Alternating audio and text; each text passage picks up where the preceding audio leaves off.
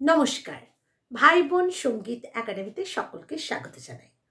আজকে আলোচনা করব যে তাল সমস্যার ক্ষেত্রে সত্যি কি শ্বাস বা দম এটার প্রবলেম যদি থাকে তাহলে কি তাল সমস্যা সেখানেও কি ক্রিয়েট হয়, বা তাল সমস্যার সমাধানের ক্ষেত্রেও শ্বাস ঠিকঠাক যদি না নেওয়া হয় তাল সমস্যা কি সত্যিই হয়।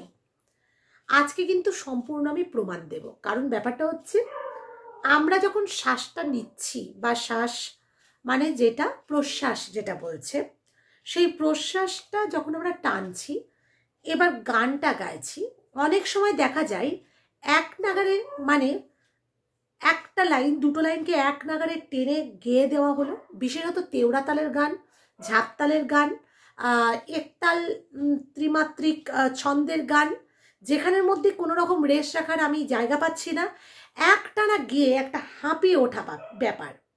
যখনই আমি হাঁপিয়ে উঠছি বা একটানা গাইছি, কোথাও গিয়ে তালটা মনে হচ্ছে লয়টা ঝুলে গেল, কিংবা মনে হলো তালটা এবার কেটে যেতে পারে কোনো রকমে, মানে গানটাকে নামিয়ে দিলাম। দেখুন, গান যদি নামিয়ে দেওয়ার মতো করে গাইলাম, মানে একটা গাইতে হয় তাই গাইলাম।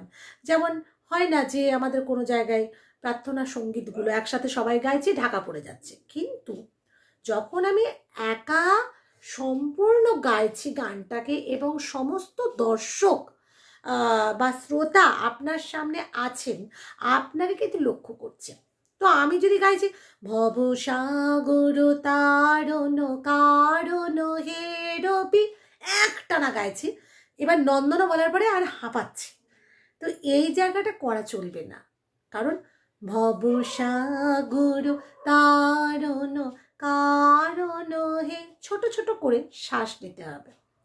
তো ছোট ছোট করে যখন আপনি শ্বাস নিচ্ছেন তখন কিন্তু আপনি কিন্তু বুঝতে পারছেন যে তুমি নির্মল করো মঙ্গল করে মলিন, দেখুন কাট কাট করে যাচ্ছে, এখানে কিন্তু লয়টা ঝুলছে না, বরং লয়টা ব্যালেন্স থাকছে।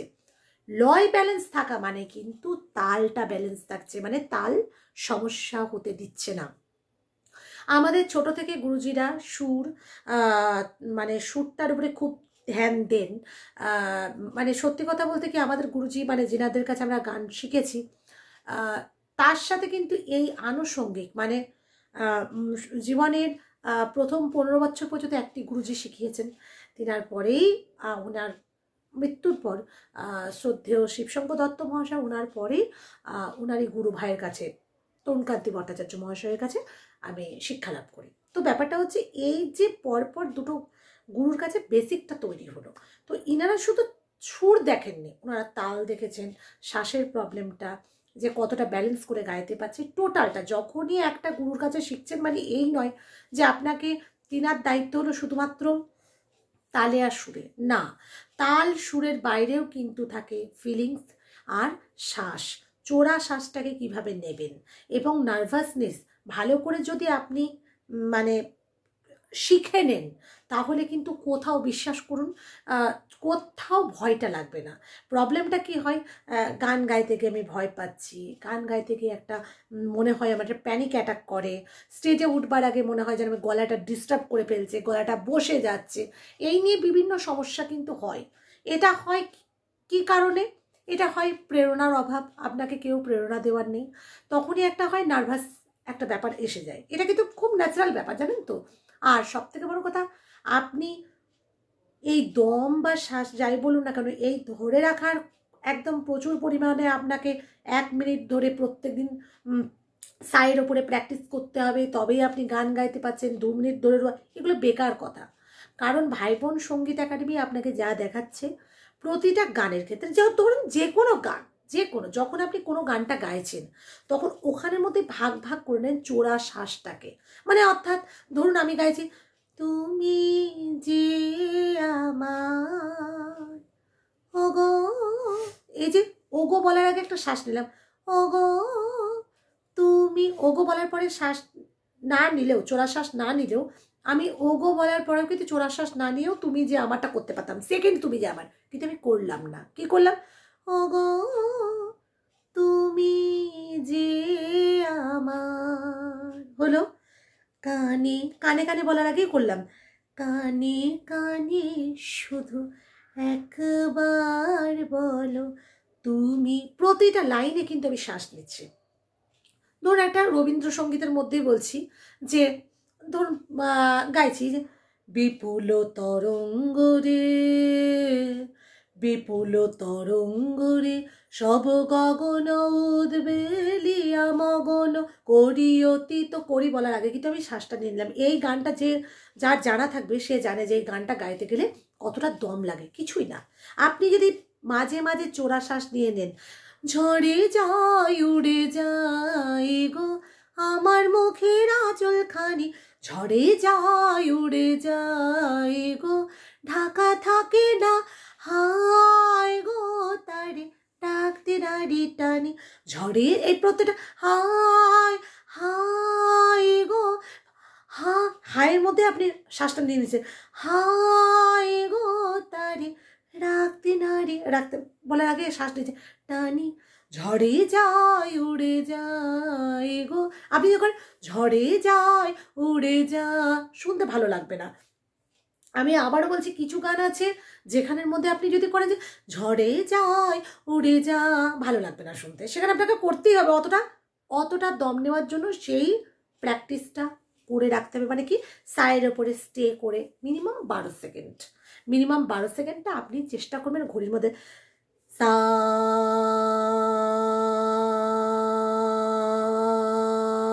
করতে করতে দেখবেন মিনিমাম 12 সেকেন্ড আসছে কিনা।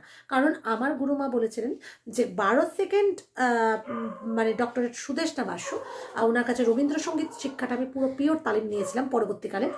তো এই উনি বলেছিলেন যে এটা কিন্তু 12 সেকেন্ডের পরে তুমি যদি করতে মানে আসে তাহলে যাবে। আমার ম্যাম তবু কেন দম থাকছে না, মানে একটা মনে হচ্ছে যেন কোথাও বলে এটা।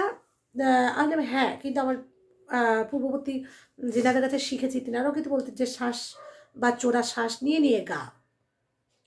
তো উনিও বলেন যে দেখো তোমাকে ভাগ করতে হবে। এবার তুমি বড় হয়েছো, জীবনের সব কিছু একটা পর্যায়ে আছে। তুমি যখন জীবনের 10 বছর বয়সে তুমি প্রথম আদিতব গানটা গেয়েছিলে, যখন তুমি 10-12 বছর বয়স ছিল, সেই প্রথম আদিতব গানটাকে যখন তুমি 20-22 বছর বয়সে একটা অ্যাডাল্ট হওয়ার পরে তুমি গাইছো, সেখানের মধ্যে তোমাকে ভাগ করে নিতে হবে। তখন তুমি কি মা বাবার চোখ রাঙানি, গুরুজির একটা ভয়, একটা 10-12 বছরের বাচ্চার কি থাকে, খেলা একটা মন থাকে, কোনো ফিলিংস ব্যাপারটা, মানে কি যে গানটা কি পর্যায়ে আছে আদৌ, মানে এটাকে কোনভাবে গাওয়া উচিত, ওগুলো থাকে না। সাধারণত 8-10 বছরের একটা খেলার জীবন। কিন্তু যখন তুমি বড় হচ্ছ তখন তোমার একটা ভাব আসছে, না আমার এটাই জগৎ, এটা নিয়ে আমি খুব ভালো আছি, বা এটাই আমার ভাবনা, একটা ভাব প্রকাশ হবে। তো ভাব প্রকাশ করতে গিয়ে তোমাকে এবার বেছে নিতে হবে যে কোন জায়গাটা শ্বাস নিলে চোরা শ্বাস, কারণ আমি এমনি করে দেখাতে পারি না। তো চোরা শ্বাস প্রথম এই যে আদি বলার আগে ছোটবেলায় তা করতাম না। যতই গুরুজিরা বলতেন যে প্রথম বলার পরে এই তুই একটানা গাছ না তাল কাটছে লয় ঝুলছে, কিন্তু শুনতাম না। মানে এবার বোঝার বয়সটা যখন এলো প্রথম, এবার যখন আগে করতাম কি প্রথম আদি, তো এইভাবে করেছি যখন 8-10 বছর বয়স জীবনে। কিন্তু তখন বড় সময় কি করলাম প্রথম আ বলার আগে কিন্তু একটা শ্বাস নিয়ে নিলাম, আদি তব শক্তি, শক্তি বলার আগে একটা শ্বাস নিচ্ছি। কারণ বারবার আপনি যেমন দেখবেন, আমি এই নিয়ে একটা ভিডিও আমি দিয়েছিলাম, এর আগেও আপলোড দিয়েছি, তবু আবারও দিচ্ছি, যে বারবার দেখুন একটা কথা মাথায় রাখবেন যে মানে সংসারে হয় না যে মা কাকিমারা জিনিস থাকতে থাকতে জিনিস আনিয়ে নেন, মানে আছে চাল আলুটা কালকের জন্য আছে, কিন্তু পরশুর ভাবনাটা করে আনিয়ে নিলেন। ঠিক এখানেও ক্ষেত্রে গানের ক্ষেত্রেও কিন্তু তাই। আপনি ভাবুন, আপনি ভাবছেন যে আমি একটানায় গেয়ে দিতে পারবো প্রথম লাইনটা, কিন্তু ওটা ভুল। জানিয়ে ভুল আগুনের ফুল ঝরে যাবে, এতটা গেয়ে দিতে পারবো, কিন্তু করবো না। জানিয়ে ভুল ফাগুনের ফুল ঝরে যাবে, এই যে ফাগুনের ফুল ঝরে, ফাগুনের বলার পরে শ্বাস নিলাম, ফুলের আগে শ্বাস নিলাম, ফুল ঝরে যাবে হয়তো তোমার কাছে মন চেয়ে কিছু চেয়ে বললাম কিছু, এই কিছু বলার আগে একটা শ্বাস নিলাম। কেন কিছু বলার আগে কেন শ্বাস নিলাম? কিছু নাহি পাবে, এতটা টান আছে। তো এই ব্যালেন্স যে করে টানটা, তখন কিন্তু আমি যদি টানের মধ্যে যে টানটা তাড়াতাড়ি করে দিতে হবে কারণ আমার শ্বাস ফুরিয়ে যাচ্ছে, এই ভাবনাটাকে যদি নিই তাহলে তাল সমস্যা হবে। তাল সমস্যার ক্ষেত্রে শ্বাসের সংযোগটা বা তাল সমস্যার ক্ষেত্রে শ্বাস ভুল জায়গায়, গানে ভুল জায়গায় যদি শ্বাস নেওয়া হয় বা দম না রাখতে পারেন তাহলে কিন্তু বড় তাল সমস্যা ক্রিয়েট করে। আজকে কিন্তু এটা কিন্তু আপনাদেরকে সম্পূর্ণভাবে মাথায় ঢুকিয়ে নেন, কারণ এটা আপনাদেরকে পুরোপুরি দেখালাম, কারণ আপনাদের একটা ব্যালেন্স করতে করতে যাচ্ছে, মানে একটা কাট কাট কাট। এবার সেখানের মধ্যে আপনি একটানা গাইছেন, লাস্টের অংশটুকু আর গাইছে পাচ্ছেন না। ধরুন চাতক থাকে অহর্নিশি, চেয়ে আছে কালো শশী। এবার আমি এটাকে একটানা গাইছি, ধরুন প্রচুর দম আছে, আমি একদম 1 মিনিট পারি, 2 মিনিট পারি, হয়ে গেল, ভালো কথা ভাবছেন, কিন্তু এটা কিন্তু ভুল। আপনি যদি বলছেন চাতক থাকে অহর্নিশি, চেয়ে থাকে কালো এবার শশী বলার আগে আপনার দম ফুরিয়ে গেছে, তখন আপনি কিন্তু দম ফুরিয়ে গেল মানে আপনি শশীটাকে তাড়াহুড়ো করছেন মানে লয় কেটে ঝুলে গেল, মানে তাল কেটে গেল। বোঝাতে পারলাম? তো আজ থেকে কিন্তু এইটাই মাথায় রাখবেন যে প্রতিটা লাইনের মধ্যে ভাগ করে নেন।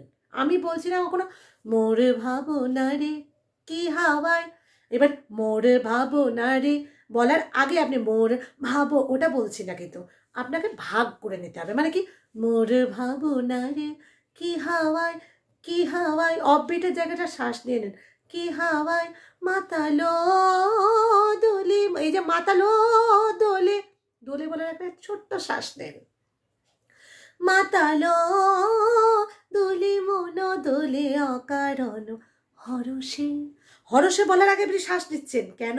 মোর ভাবনা রে। আবার আছে গানটাকে গাইতে হবে। তো আমি যখন পুরো গানটাকে গাইছি তখন আপনি যদি এইবার লাইনটাকে আপনাকে বেছে নিতে হবে, আগে গানটা কি আছে, গানের মধ্যে কোথায় কোথায় আমি চোরা শ্বাস নিতে পারবো মার্ক করুন। মার্ক করে বিশ্বাস করুন 4টে 5টা 6টা 8টা প্রথম হচপচ হবে, প্রথম এই জায়গাটা শ্বাস নিতে পারলাম না, এটা তো মার্ক করা আছে, হোক, কিন্তু এইটা করতে করতে একটা ব্যালেন্সে পরিণত হবে। দেখবেন একটা টাইম আসবে যে আপনি প্রতিটা গানকে নিশীথ শয়নে ভেবে, তেওড়া তালের গান, নিশীথ শয়নে ভেবে রাখি মনে ওগো, একদম কিন্তু শ্বাস নিয়ে নিয়ে গাইছেন, তেওড়া তালের গান। তো তখন আপনার ভাবনাটাই হিসেবে, আর যখনই আপনি চোরা শ্বাসটা নিচ্ছেন মাথার মধ্যে রাখবেন শুধু লয় ব্যালেন্স থাকছে তা নয়, তার সাথে আপনি এক্সপ্রেশনটা একদম, মানে গানটাকে যদি ভক্তিরস থাকে ভক্তিরসের গান, প্রেম রস থাকে পূজা পর্বে যাই থাকবে সেটাই কিন্তু আপনার ভেতর থেকে বেরিয়ে আসার সুযোগটা পাচ্ছে। আর আপনি একটানা গাইছেন ভাবছেন ওইটাকে কোনোভাবে আমি তালে করে দিচ্ছি, ওরে বাপরে তালে আমাকে করতে হবে কি সুরটা আমার হয়ে যাচ্ছে ব্যাস, কিন্তু তাহলে কিন্তু পাবলিক বলুন বা শ্রোতারা সামনে বসে আছে আপনাকে বুঝেই যাবে যে সম্পূর্ণ গানটাকে নামাতে এসেছে, মানে একটা গানটা কমপ্লিট করবে নেমে যাবে। এটা কিন্তু নয়, গান কিন্তু যত্ন করে গাইতে হয়। একটা গান সেটা সহজ হোক, মানে গানকে আপনি দেখবেন একটা কথা মাথায় রাখবেন যে আমরা হয় না যে অনেক সময় ভাবি যে না এটা একটু খুব মানে একটু হার্ড গান আছে বা একটু কঠিন আছে, এটা স্টেজের মধ্যে গায় না, সহজ গান বেছে নেন। যেগুলো গাইবেন বাড়ির মধ্যে গাইছেন, শিক্ষার জন্য গাইছেন, সেগুলো কঠিন গান রাখুন, নিশ্চয় রাখুন, কিন্তু একটা স্টেজের মধ্যে দাঁত ভাঙা গান করলেন যেখানের মধ্যে আপনার নার্ভাস লাগলো, যেখানের মধ্যে আপনার তালের মধ্যে সমস্যা লাগলো, এরকম না, একটা সহজ গান বেছে নেন। সহজ গানটাই হয়তো কোনো জায়গায় কারো মনে স্মৃতি হিসেবে থেকে যাবে, আপনার ওই গানটায় মমচিত্তে দিয়েও স্টেজ কাঁপানো যায়, মমচিত্তে দিয়েও স্টেজ কাঁপানো যায়, এটাই আজকে মাথায় ঢুকিয়ে নেন। সবসময় যে কঠিন গান করতে হয়, যে আমি একটা তেওড়া তালের উপরে গানটা গাইছি লোক খুব ভালো, এটা নয়। আপনার আগের শিল্পীটা একটা ধ্রুপদ গেয়ে গেছে, সেটার থেকেও আপনার হাড়ে রেড়ে হয়তো বেশি ভালো লেগে গেল তাদের, কারণ ব্যাপারটা হচ্ছে গান মানুষ শুনতে আসে প্রাণ পাওয়ার জন্য। তো ব্যাপারটা হচ্ছে এইটাই রাখবেন। আর স্টেজের মধ্যে নার্ভাস হবেন না কেন? এই দম নিয়ে চোরা শ্বাস নিতে নিতে নিতে নিতে একটা ব্যালেন্স এমনই হয়ে যাবে, আপনার স্টেজের মধ্যে বলুন, যেখানেই বলুন, তাল সমস্যা থাকছে না।